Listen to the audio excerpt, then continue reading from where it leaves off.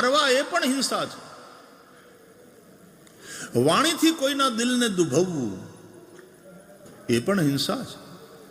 અરે મનથી પણ કોઈનું ખરાબ ઈચ્છવું કે આનું તો સત્યાનાશ જાય, ये मानसिक हिंसा. क्या तुम अपने आप को कायिक वाचिक मानसिक हिंसा करने से रोकने में समर्थ हो? क्या वो ब्रेक काम कर रहा है? सत्य अहिंसा चोरी न करवी वणध्यो तू नव संघरवू.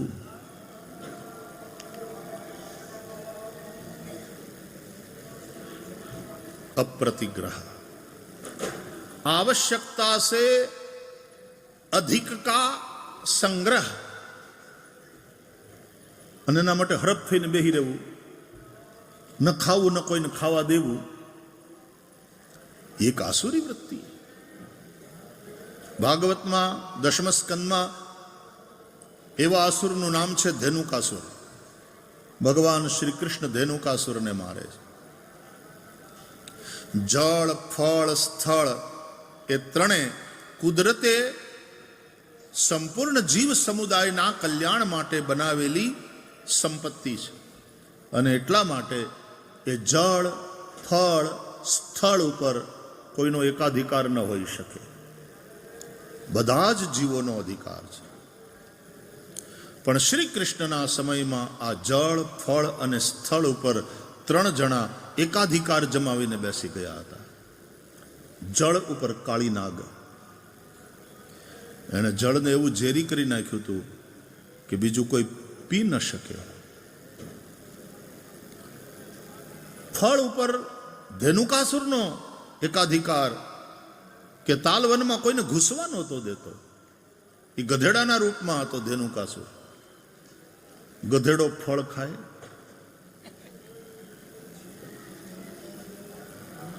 તો પોતે ખાય નહીં, કોઈને ખાવાય ન દે. એનું નામ ધેનુકાસુર. એકાધિકાર જમાવીને બેસી ગયો. અને સ્થળ ઉપર એકાધિકાર જમાવીને બેઠો હતો જરાસંધ. જરાસંધે યુદ્ધ કરી કેટલાય રાજાઓના રાજ્ય આંચકી લીધા હતા. એ વિસ્તારવાદી હતો. જેમ આજના કેટલાક દેશો વિસ્તારવાદી છે ને, આપણો જ પાડોશી ચાઇના, જે જો તો કે અરુણાચલ તો કે એ તો અમારું છે. લદ્દાખમાં તો કે આ ભૂમિ અમારી છે. વિસ્તારવાદી લોકો બધા રાજાઓને જીતી અને એના રાજ્યો પોતાની અંદર ભેળવી લે. અને એ રાજાઓને એણે કેદ કરેલા, એ બધા રાજાઓને મારી નાખી નરમેધ યજ્ઞ કરવાનો હતો. એ તો ભગવાન શ્રી કૃષ્ણે ભીમસેન દ્વારા જરાસંધને મરાવ્યો. એણે કેદ કરેલા રાજાઓને છોડાવ્યા, એને એના રાજ્યો પાછા અપાવ્યા. અને એ રાજાઓએ પછી આભાર માનીને શ્રી કૃષ્ણની સ્તુતિ કરી. એનો આ શ્લોક છે, મંત્ર જેવો છે. કાંઈ પણ કષ્ટ હોય ને તો આનો જપ કરો તો તમે કષ્ટમાંથી મુક્ત થશો. મંત્ર બહુ પ્રસિદ્ધ. અત્યારે સોશિયલ મીડિયામાં એવું ગાંડું કામ આવ્યું, જે ભણ્યા નથી સંસ્કૃત, જેને પુરાણોનું કંઈ જ્ઞાન નથી, એવડા એ બધા વિડીયો મૂકવા જ માંડ્યા છે. આ મંત્ર બોલો નામ થશે, ના મંત્ર બોલો નામ થશે, ને પાછા અશુદ્ધ, હાવ અશુદ્ધ, એને બોલતાય ના આવડે. આ અનધિકાર ચેષ્ટા છે અને તમે પાપ કરો છો. જો એક સર્જન ડોક્ટર એની પાસે સર્ટિફિકેટ ના હોય તો સામાન્ય ડોક્ટર ઓપરેશન પણ નથી કરી શકતો. સર્ટિફાઈડ ડોક્ટર ના હોય તો એ કોઈની ટ્રીટમેન્ટ પણ નથી કરી શકતો. તો ધર્મના ક્ષેત્રમાં આવી અંધાધૂંધી કેમ ચલાવી લેવાય? ગમે તે આલીઓ માલીઓ આવીને ધર્મના ઉપદેશ કરવા માંડે. આ વ્યાસપીઠ, એની એક ગરિમા છે, એની એક જવાબદારી છે. અને જ્યારથી આ સેક્યુલર સ્ટેટ થયું ને ત્યારથી રાજાઓ જે આના માટેની એક વ્યવસ્થા સાચવવા માટે શંકરાચાર્યોના માધ્યમથી એક ચોકન્ના થઈ અને ધર્મની રક્ષા કરતા હતા, એ વ્યવસ્થા તૂટી. અને એનાથી ધર્મને નુકસાન થયું. ને ધર્મને નુકસાન થયું એને કારણે સમાજને નુકસાન થયું. સમાજને નુકસાન થયું, સમાજ નીચે પડ્યો, એને કારણે રાષ્ટ્રને નુકસાન થઈ રહ્યું છે. અનધિકાર ચેષ્ટા ન કરવી જોઈએ. અમારા ધર્મ ક્ષેત્રમાં પણ જેને ધર્મશાસ્ત્રનું જ્ઞાન છે એ લોકો તમને ધાર્મિક ડૂઝ અને ડોન્ટ્સ વિષયનું માર્ગદર્શન કરશે.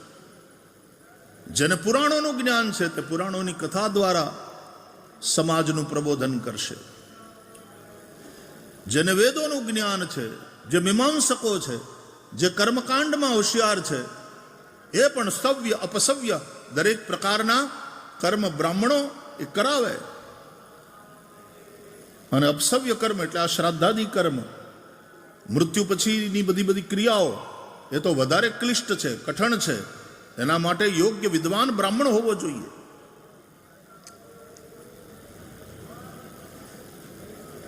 વાઈફાઈના પાસવર્ડમાં એક ખાલી લેટર આડો અવળો થઈ જાય ને તમારું કનેક્શન થતું નથી,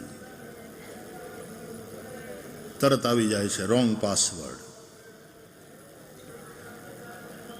અરે લેટર કદાચ સાચો હોય, એ અક્ષર સાચો હોય, પણ કેપિટલ તમે કરી નાખ્યો અને બદલે નાનો કરવાનો હોય, અથવા તો નાનો કરવાનો હોય તમે કેપિટલ લખી નાખ્યો, તોય નથી ખુલતી સાઇટ, રોંગ પાસવર્ડ ગણાય છે. તો મૃતાત્માને આગળનો રસ્તો ક્લિયર થાય. એ જે જાણે છે વેદોને, પરંપરાથી જે ભણ્યા છે, સવ્ય અપસવ્ય કર્મ કેવી રીતે કરવા એનું જેને જ્ઞાન છે, ભાન છે, એની પાસે ગઈકાલે જ આપણે ચર્ચા કરી હતી કે નંદ બાવાએ જાત કર્મ સંસ્કાર કરવા માટે થઈ બ્રાહ્મણોને બોલાવ્યા.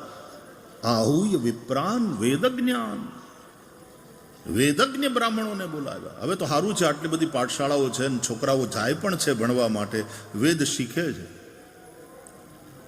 અમારા બિઝનેસમેન છે આ મુખ્ય યજમાન ચેતનભાઈ, પણ તો એક દીકરાને વેદ શીખવાડવા લગાડ્યો છે.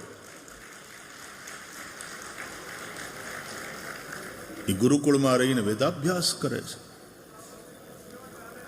પરંપરાથી આ રીતે વેદો સચવાવા જોઈએ. કેવળ પોથીમાં સુરક્ષિત નહીં રહે. હમણાં તમે સાંભળ્યું હશે, કારણ કે સોશિયલ મીડિયા ઉપર આ બધું બહુ વાયરલ થયું છે. કાશીનો એક મહારાષ્ટ્રીયન બ્રાહ્મણનો છોકરો સતત 50 દિવસ સુધી એણે યજુર્વેદ સંહિતાનો દંડક્રમથી પાઠ કરી અને એક કીર્તિમાન સ્થાપિત કર્યો. આદરણીય પ્રધાનમંત્રીજીએ પણ સોશિયલ મીડિયા ઉપર એની નોંધ લીધી. એને અનેક વિદ્વાનો, સંતો, મહાપુરુષોના આશીર્વાદ. 19 વર્ષનો છોકરો. વેદ આ રીતે સુરક્ષિત રહેશે. તમે તમારા સંતાનને સમર્પિત કરો. એ ગુરુકુળમાં રહે, ગુરુઓના સાનિધ્યમાં રહે, સંયમ અને નિયમપૂર્વક રહે, ગુરુની સેવા કરે અને ગુરુની પાસેથી શીખે. આપણી ગુરુકુળ પરંપરા જે હતી ને શિક્ષણની, ત્યાં સુધી આ દેશમાં ચરિત્રશીલ નાગરિકોનું નિર્માણ થતું હતું. મોગલોએ જેટલું નુકસાન નથી કર્યું એટલું નુકસાન અંગ્રેજોએ કર્યું. મોગલોએ મંદિરો તોડ્યા અને બીજું બધી ઘણી નુકસાન, પણ અંગ્રેજોએ તમારી આખી ગુરુકુળ સિસ્ટમને તોડી નાખી. અને તમારું છે એ બધું નકામું છે. પોતાની મેકોલે સાહેબે આપેલી જે પદ્ધતિનું શિક્ષણ એમ બતાવે છે કે તમે અંગ્રેજી ભણો ને ઈવડું એ બધું ભણો તો જ તમે ઊંચા કહેવાતા. આજ દિવસ સુધી આપણી માનસિકતા એવી રીતની થઈ ગઈ. વેદ ભણે ત્યારે સમાજ એની કંઈ કિંમત ન કરે.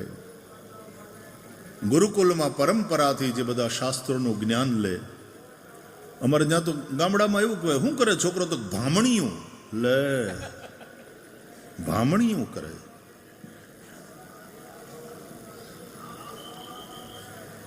વશિષ્ઠ બાપજી ભામણીયું કરે એવું કહીને જુઓ તો ખરા, હિંમત તો કરો. ચક્રવર્તી સમ્રાટ પણ જે દશરથ વશિષ્ઠજીને વંદન કરે, રઘુકુલ ગુરુને, અને એની આજ્ઞા લઈને કામ કરે. આ ઋષિ પરંપરા છે. અને એ ઋષિઓ, એ બ્રાહ્મણો simple living and high thinking, સાવ એનું સાદું જીવન. એને લક્ઝરી જોતી નહોતી, સિમ્પલ લિવિંગ હતું. અને ઊંચા વિચારો. નહીં તો ઊંચે સ્વર્ગમાં રહે, પણ એ દેવતાઓના વિચારો પણ જ્યારે નીચા થઈ જાય ત્યારે સરસ્વતી પણ એને વઢે.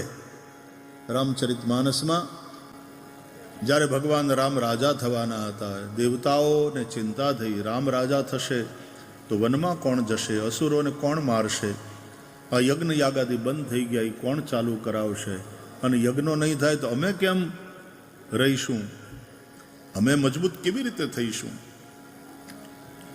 એટલે કાંઈક કરવું જોઈએ. સરસ્વતીને યાદ કર્યા, સરસ્વતી પ્રગટ થયા. માં સરસ્વતીએ પૂછ્યું દેવતાઓને, કેમ યાદ કરી? તો માં તમારી જરૂર પડી. શું?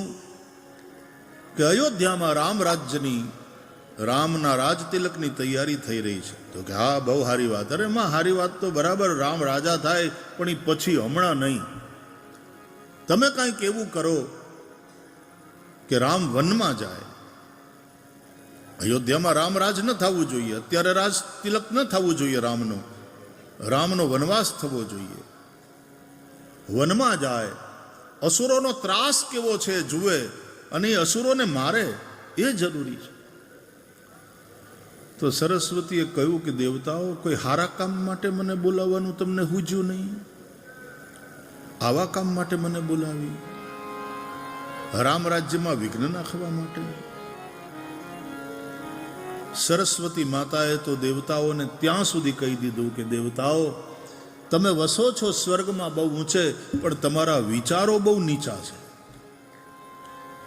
તમારા કર્મ બહુ નીચા છે. ઊંચ નિવાસ નીચ કરતૂતી, દેખી ન સકઈ પરાઈ વિભૂતિ. તમને બીજાનું સારું નથી જોઈ શકાતું તમારાથી. દેવતાઓ કહે છે કે માં રામ રાજ થાય એવું તો અમે ઈચ્છીએ છીએ, પણ હમણાં આ હજી ટાણું નથી. અત્યારે ચક્રવર્તી સમ્રાટ દશરથજીની સામે રાવણ અને રાવણની વિચારધારા, દશાનની વિચારધારા એક બીજા ચક્રવર્તીની જેમ ઉભરી રહી છે. ખતરો છે. પેલા એ ખતરાને સમાપ્ત કરવો જોઈએ, ટાળવો જોઈએ, પછી ભલે રામ રાજા થાય. માણસના વિચાર કેવા છે, માણસના કર્મ કેવા છે, એના આધારે એ સજ્જન છે કે દુર્જન એ નક્કી થાય. તો એક જે આદર્શ શિક્ષણ પદ્ધતિ હતી હિન્દુસ્તાનમાં, અંગ્રેજોએ એને તોડી નાખી. સૌથી પહેલા વહેલા જે અને બહુ બુદ્ધિપૂર્વકનો પ્રહાર કર્યો અંગ્રેજોએ. આપણે લોકો એમ કે મુગલોના સમયમાં પણ અનેક ઇમારતોનું નિર્માણ થયું. આ સાચી વાત.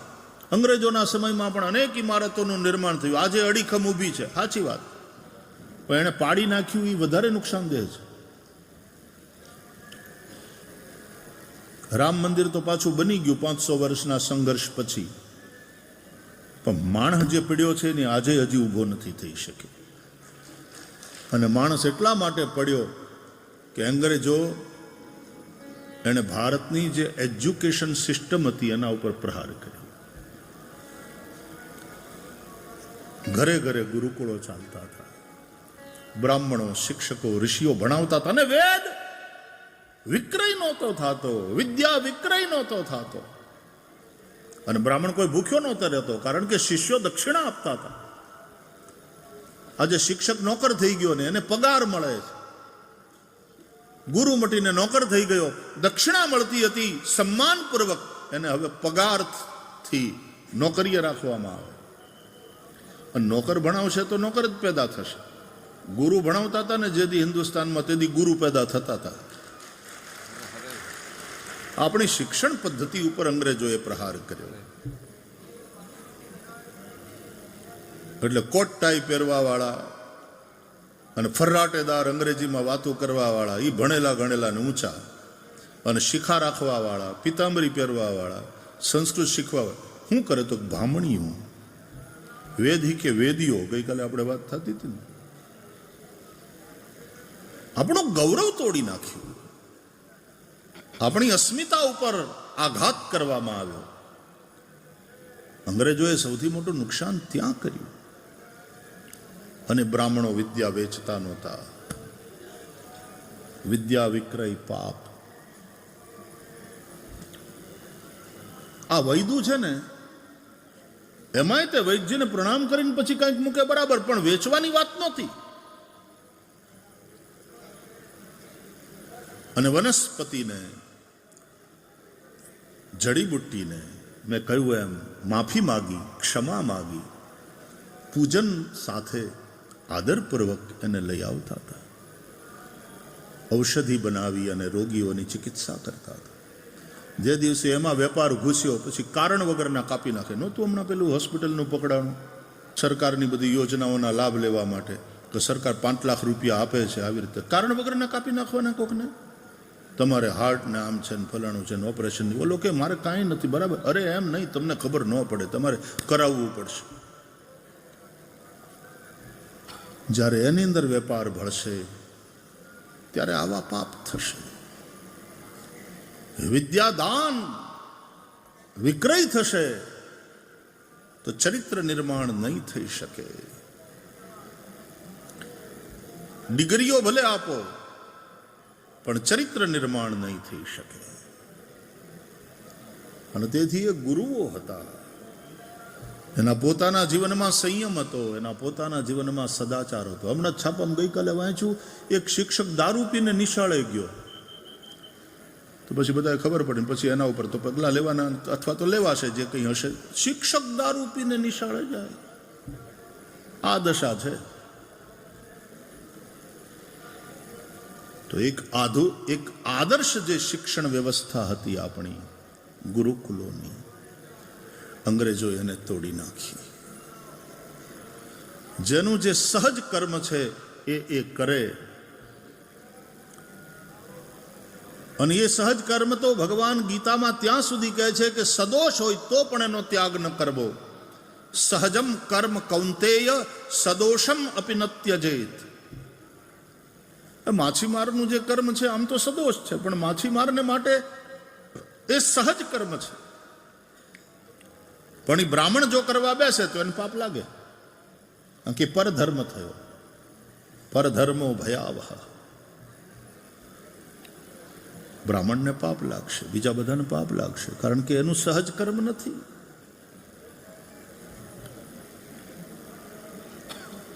તો વર્ણ વ્યવસ્થા, આશ્રમ વ્યવસ્થા, આપણા ગુરુકુળો દ્વારા આપણને મળેલી શિક્ષણ વ્યવસ્થા, આ બધું આદર્શ હતું. જૂનું એટલું બધું સારું જ નહીં, જેમ હોય એમ જ એને અપનાવી લેવું. કહેવાનો અર્થ આવો નથી. વેદો પણ એમ નથી કહેતા. વેદો એમ કહે છે કે જે પ્રાચીન વસ્તુ છે, એ જે કલ્યાણકારી છે, એ જે પ્રકૃતિના નિયમો છે, ઋત, એને ન બદલી શકાય. એને અનુરૂપ બનીને જીવન જીવો. એટલે આપણે ગઈકાલે ચર્ચા કરી હતી ને, મંત્ર હરિતાયતે મધુવાતારિતાયતે મધુક્ષરંતિ સિંધવઃ. હરિતાયતે, ઋતુકનું પાલન કરનારા, કુદરતના નિયમ પ્રમાણે જીવનારા, એ બધાને માટે આ વાયુ એ આનંદદાયક છે. મધુવાતારિતાયતે મધુનક્તમુતો ખસો મધુમત પાર્થિવ ગુંરજ મધુદ્યૌ રસ્તુ નઃ પિતા. વેદના મંત્રો કહે છે. મધુ નક્તમ ઉત ઉષસઃ. નક્ત એટલે રાત્રિ, અને ઉષસ ઉષા વહેલી સવાર. એને માટે રાત્રિ મધુમય આનંદમય હોય. આપણે લગ્ન પછી મધુ રજની કહીએ એક ખાલી, એ તેદી મધુ રજની, પછી કડવી જિંદગી. મધુ રજની, હનીમૂન. હે બોન,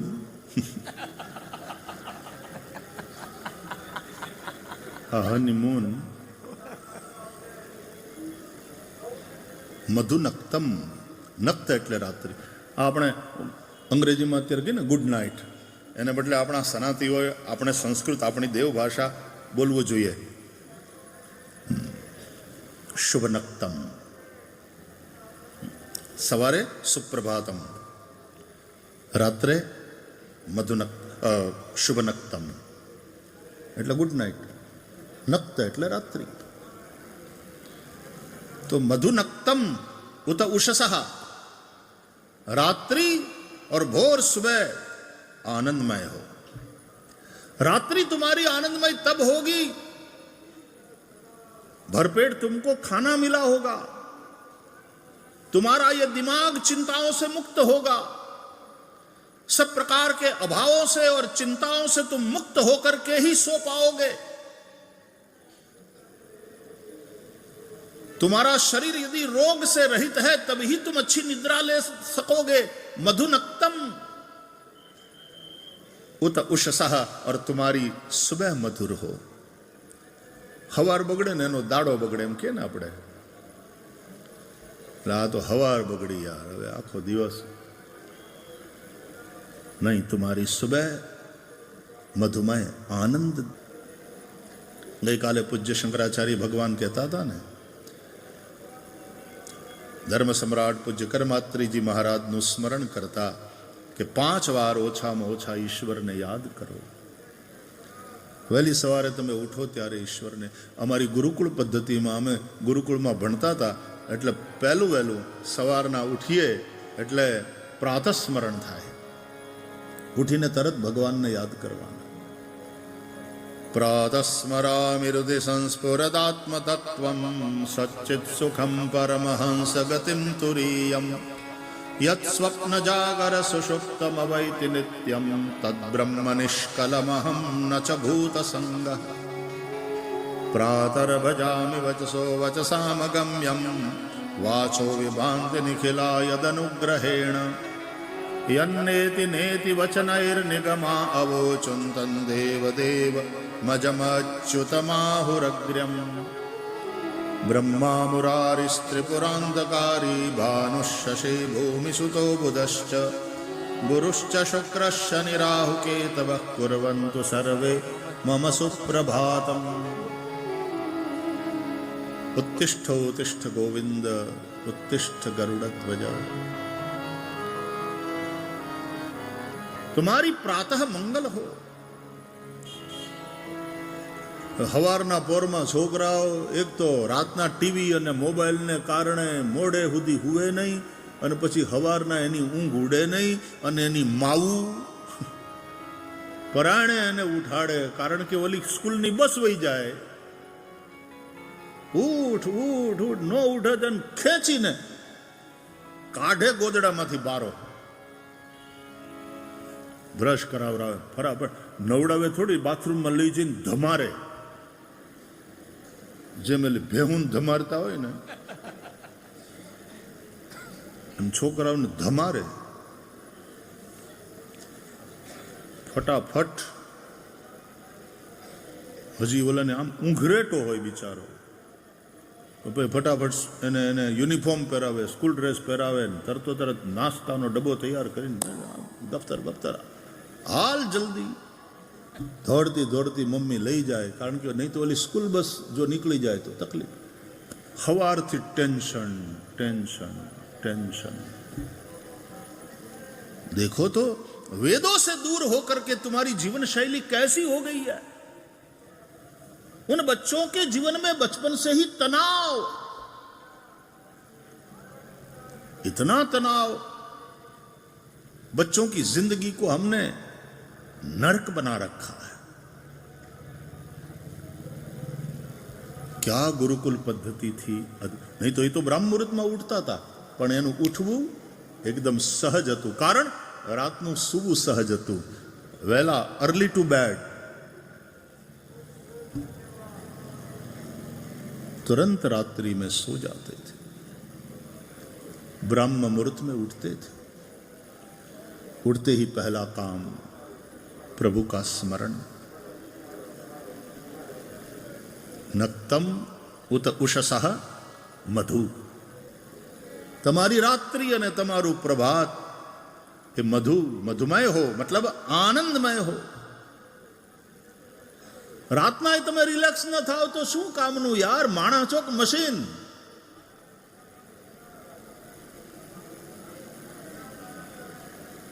હવાર જ તમારી બગડે. તમે વેદો જુઓ, વેદના મંત્રો શું કહે છે? મધુનક્તમુતો ખસો મધુમત પાર્થિવ ગું રજઃ, પાર્થિવમ રજઃ મધુમત. પાર્થિવ એટલે પૃથ્વીની, રજ ધૂળ हमारा माटे मधुमय हो, धरती की माटी हमारे लिए मधुमय हो.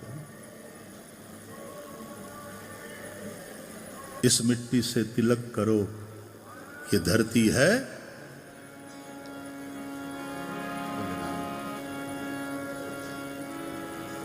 देशनी माटी. हमारे महाराष्ट्र में दूरदर्शन पर एक कार्यक्रम आवतो, आमची माती आमची माणसं. माटी, देशनी माटी, ધરતીની માટી એ ઉર્વરા હોય, એ ધરતી ઉર્વરા હોય, એ માટી પવિત્ર હોય. જે માટી ગાયના લોહીથી ખરડાઈ હોય, શું થશે પૃથ્વીનું? શું થશે દેશનું? શું થશે દેશની પ્રજાનું? ગાય કપાતી હોય ને ગાયના લોહીને નદીઓ વહેતી હોય. જ્યારે અહીંયા તો ગરીબ ગાયોની સેવા થાય છે, એના માટેની હોસ્પિટલ, અપંગ અપાહિજ બીમાર ગાયને આમ જેમ આપણને તકિયા આપે એ પ્રમાણે એને ટેકા આપે, એને પડખું બદલાવવાની વ્યવસ્થા, એને ચારો પાણી, એની દવા, એની ચિકિત્સા, એની સેવા. એટલા માટે આ જે ગૌશાળા છે ને, હરિઓમ એ કરુણાનું મંદિર છે, કરુણા મંદિર. ભગવાન શિવ પણ કરુણાના કરનારા છે.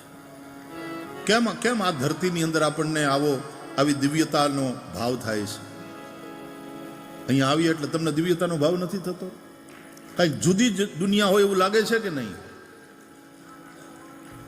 એક પવિત્રતાનો બોધ.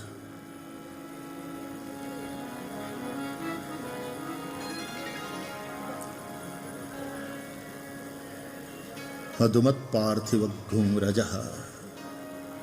પૃથ્વીની આ રજ, પૃથ્વીની માટી અમારા માટે આનંદદાયક હો.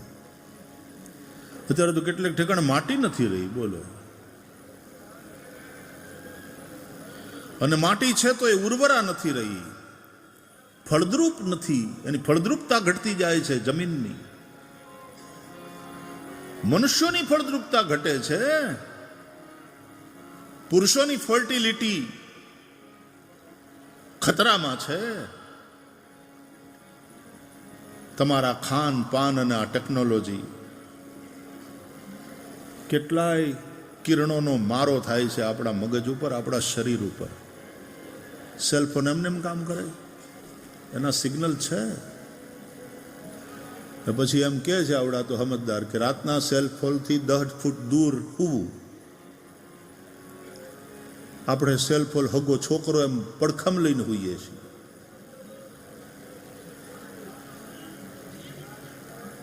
અને કોઈનો ભરોસો નથી. પત્નીએ રાતના 11:30 વાગે પતિને ફોન માર્યો. ગુજરાતીઓ ગમે એવી ભાષા, એ ફોન માર્યો એટલે પણ ફોન કર્યો એમ કે નહીં કે ફોન માર. રાતના 11:30 વાગે ફોન કર્યો ને તો પતિએ ઉપાડ્યો. ક્યાં છો? ઘડિયાળ જોઈ છે તમે? રાતના 11:30 થયા છે, ઘેર નથી આવવું? ભૂલી ગયા લાગો છો તમે પૈણ્યા છો, તમારે છોકરા છે, તમારે ઘર છે. અરે ઓલો કે પણ હું કામ પણ આટલી ગરમ થઈને તું શું કામ આ બધા લેક્ચર આપે? આવું જ છું, રસ્તામાં છું, જરાક મીટિંગ હતી એવી રીતની એટલે થોડું મોડું થયું. રસ્તામાં છો? તો કે હા. કેટલી વાર?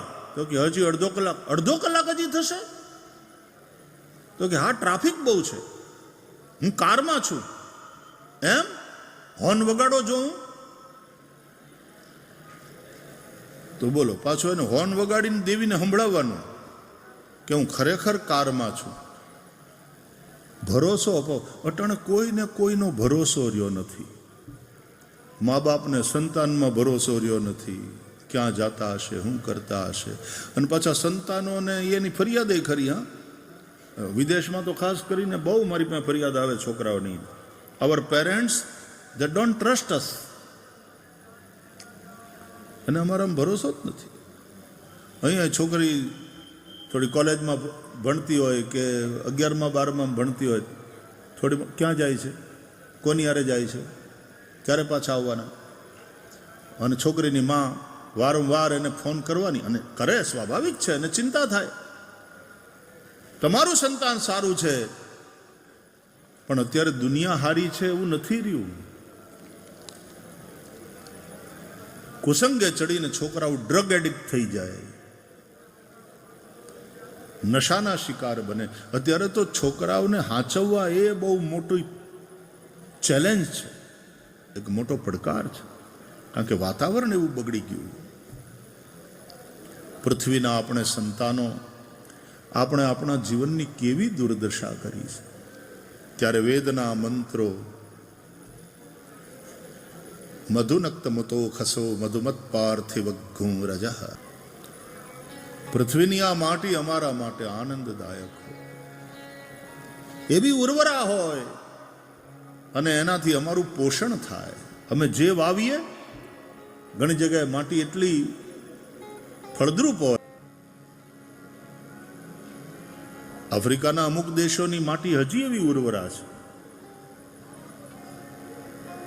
યુગાન્ડા જઈએ તો એની માટી આમ જોઈએ, એવી ઉર્વરા, ફળદ્રુપ.